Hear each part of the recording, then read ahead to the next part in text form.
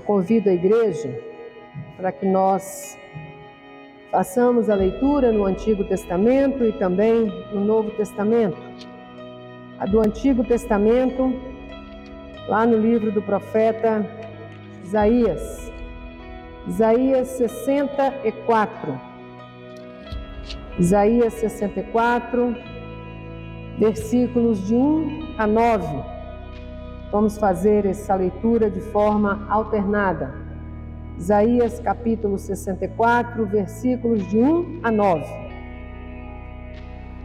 Como gostaríamos que tu rasgasses os céus e descesses fazendo as montanhas tremerem diante de ti. Elas seriam como a água que espera em cima de um fogo forte. Os seus inimigos reconheceriam a tua fama e tremeriam de medo. Quando fizeste coisas maravilhosas que nós nem esperávamos, tu desceste do céu e as montanhas tremeram diante de ti. Nunca ninguém ouviu falar de outro Deus além de ti, de um Deus que faz coisas assim em favor dos que confiam nele. Tu aceitas os que fazem com prazer o que é direito, os que lembram de viver de acordo com a tua vontade. Tu estavas irado conosco, mas nós continuamos a pecar. Nós seremos salvos se andarmos nos caminhos antigos. Todos nós nos tornamos impuros. Todas as nossas boas ações são como pratos sujos. Somos como folhas secas e os nossos pecados como uma ventania nos carregam para longe. Não há mais ninguém que ore a ti, ninguém que procure a tua ajuda. Por causa dos nossos pecados, tu te escondeste de nós e nos abandonaste. Mas tu, ó Senhor Deus, és o nosso Pai. Nós somos o lar, tu és o oleiro. Todos nós fomos feitos para ti. Não continues tão irado, ó Senhor, nem lembres para sempre os nossos pecados. Não esqueças que somos teu povo. E agora, queridos, no Evangelho de Marcos, capítulo 13, de 32 a 37. E Jesus terminou dizendo: mas ninguém sabe nem o dia, nem a hora em que tudo isso vai acontecer, nem os anjos do céu, nem o Filho, mas somente o Pai. Vigiem e fiquem alertas, pois vocês não sabem quando chegará a hora. Será como um homem que sai de casa e viaja para longe, mas antes de ir, dá ordens, distribui o trabalho entre os empregados e manda o porteiro ficar de vigia. Então, vigiem, pois vocês não sabem quando o dono da casa vai voltar. Se será à tarde, ou à meia-noite, ou de madrugada, ou de manhã. Se ele chegar de repente, que não encontre vocês dormindo. O que eu lhes digo a todos: fiquem vigiando. É um dito aí que termina, que dá um pouco a dimensão do diálogo, né? Jesus primeiro conversando, direcionando-se aos discípulos. Depois ele termina: o que eu digo a todos. Está dizendo para nós aqui também, né? Fiquem vigiando. Então, queridos, nós lemos o texto no Antigo Testamento trazendo palavras do profeta Isaías, que o tempo do profeta Isaías é exatamente o tempo em que vai desde o exílio da Babilônia até o momento quando há o resgate também do povo de Deus e a volta também para a sua casa. E aí eu poderia começar essa reflexão hoje dizendo: olá, um feliz ano novo para vocês. Pareceria estranho, não? Afinal, hoje não é 1º de janeiro. Entretanto, não teria nada de estranha essa minha saudação. Enquanto pelo calendário civil estamos terminando mais um ano, no calendário litúrgico, o ano da Igreja, iniciamos um novo ano com a celebração do Advento, tempo de lembrar da vinda e da presença de Cristo entre nós e meditar a forma como acolhemos a graça dessa vinda e a riqueza da manifestação do Emmanuel, o Deus conosco, o Deus que já está presente entre nós. O texto do Antigo Testamento lido e que nos é indicado para esse 1º domingo do Advento do ano B, são palavras do profeta Isaías dirigidas ao povo num momento difícil. Esse momento decorrente da experiência do exílio, quando o povo se viu derrotado, o povo se viu desesperançado. O profeta chega então para animar e trazer esperança ao povo. E sabe e reconhece que Deus é a fonte dessa esperança. Então a esperança primeira é a certeza de saber que Deus está presente no cuidado para com o seu povo. Essas palavras carregadas de emoção, ditas pelo profeta, nelas vemos o anseio que tem em ver o seu Senhor descendo, rasgando o céu, fazendo as montanhas tremerem diante da sua presença, pois sabe, olhando o passado, dos grandes feitos de Deus. E sabe também que naquele momento para o povo era difícil enxergar isso. Por isso, a importância do resgate, do já experienciado no passado, para alimentar o presente e poder fazê-los enxergar melhor o que viria pela frente.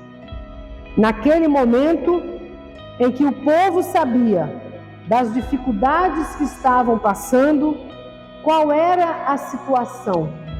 Existia um caos externo e esse caos externo provocava um caos interno. O caos externo, Jerusalém invadida, templo totalmente destruído, o povo em exílio para a Babilônia, grande momento de opressão.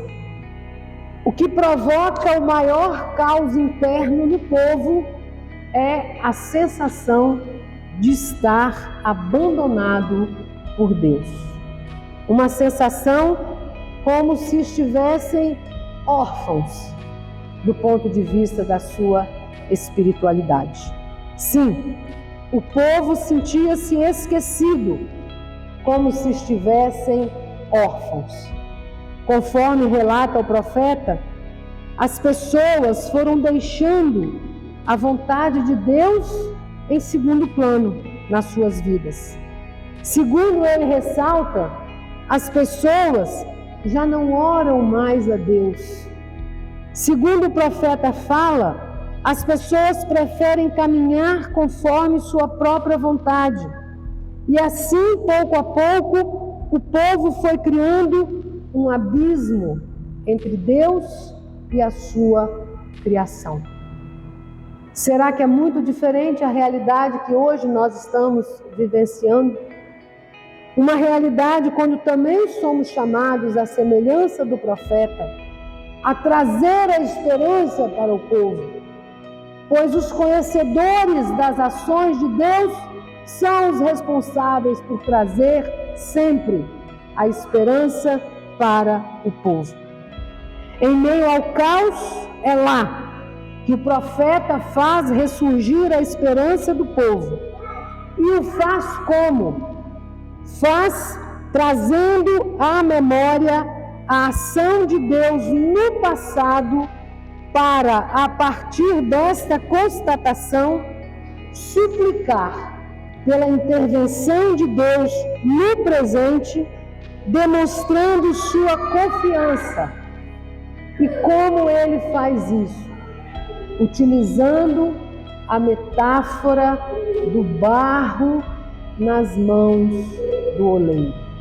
É com esta metáfora que Isaías faz aquele povo entender que a forma que eles estavam tomando era uma forma diferente da vontade de Deus. A estrutura que aquele barro estava tomando era diferente do oleiro. Mas aquele oleiro não deixava de moldar aquele barro. E assim, o clamor do profeta é que a semelhança do barro nas mãos do oleiro, também eles fossem moldados. O convite que o profeta faz é deixar-se ser o barro nas mãos do oleiro, deixar-se transformar, deixar-se moldar num recipiente do amor de Deus. Isaías é assim o profeta que durante os tempos difíceis do exílio levava consolação e esperança. Continuamente anunciando a libertação, fala de um novo e glorioso êxodo e da criação de uma nova Jerusalém, reanimando os exilados. As principais passagens do livro de Isaías são proclamadas hoje, dentro do calendário litúrgico, nos tempos de Advento, como um anúncio de esperança para os seres humanos de todos os tempos também, através da proclamação da intervenção divina na história humana, trazendo justiça e paz para o povo.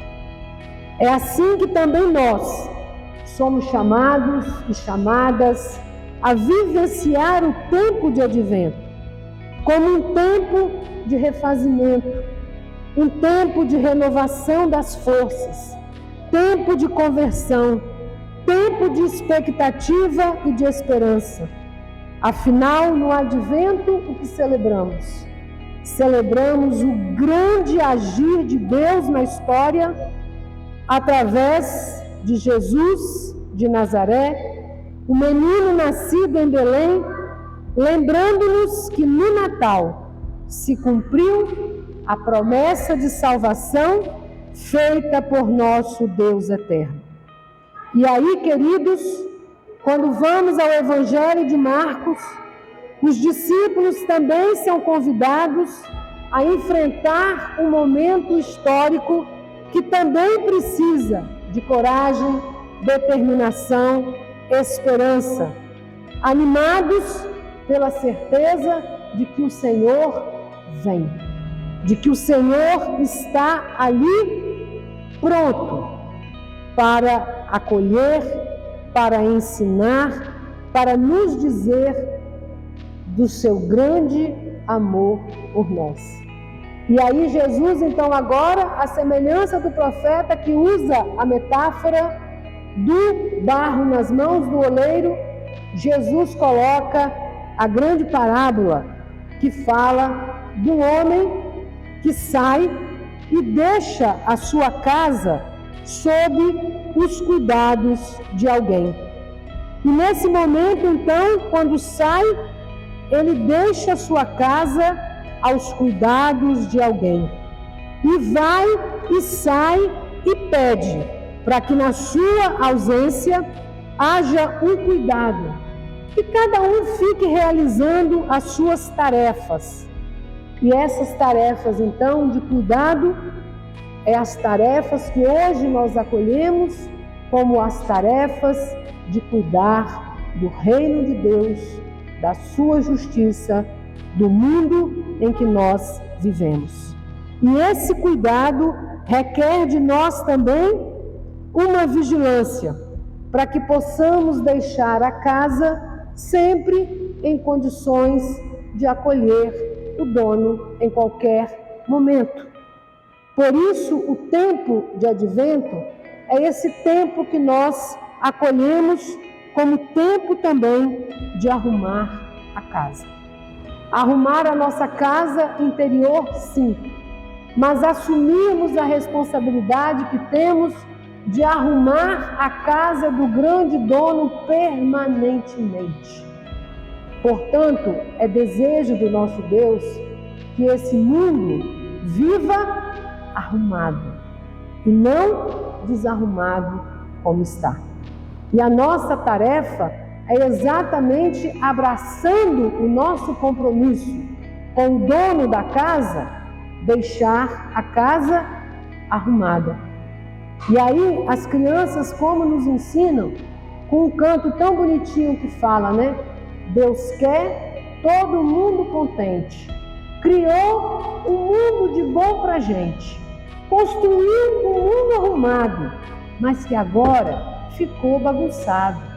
Tem gente morando apertado, tem gente vivendo brigado, tem gente que não sabe brincar, tem gente que só sabe mandar. É esse o desafio que as crianças nos colocam, para que nós arrumemos o mundo. E a tarefa de arrumar o mundo é uma tarefa permanente, a tarefa de todo dia. Então, quanto mais o nosso mundo estiver desarrumado, mais distante estará a possibilidade do retorno do dono da casa. Porque quando ele foi, ele deixou gente para arrumar. Não é essa a parábola que Jesus coloca para nós? Ele vai e deixa gente arrumando a casa. Deu as tarefas para cada um fazer e pediu que vigiassem. Então, o tempo de advento, queridos, é esse tempo. Deus criou um mundo de bom para a gente. E nós precisamos ouvir o que as crianças nos pedem, que deixemos o mundo arrumado. Então, queridos, aproveitemos o tempo de advento para arrumar, sim, a nossa casa interior, mas para olhar a nossa casa maior. E aonde tiver uma poeirinha fora do lugar, onde tiver algo que não deixa o mundo arrumado, vamos lá, com a graça de Deus, arrumar o mundo. Então vamos juntos arrumar o mundo. Deus quer o mundo arrumado. O dono sai, mas ele diz assim, arrumem a minha casa, deixem a minha casa arrumada. Nunca se esqueçam, quanto mais desarrumada a casa estiver, mais longe estará a presença do dono. Porque o dono quer uma casa arrumada. Se você quer o dono dentro de casa, arruma a casa. Arruma a casa, que ali ele vai ter prazer enorme de voltar para acolher a sua casa. Portanto, queridos, vamos fazer um grande mutirão para arrumar o mundo de Deus, não só no tempo do advento, mas agora e sempre. Amém.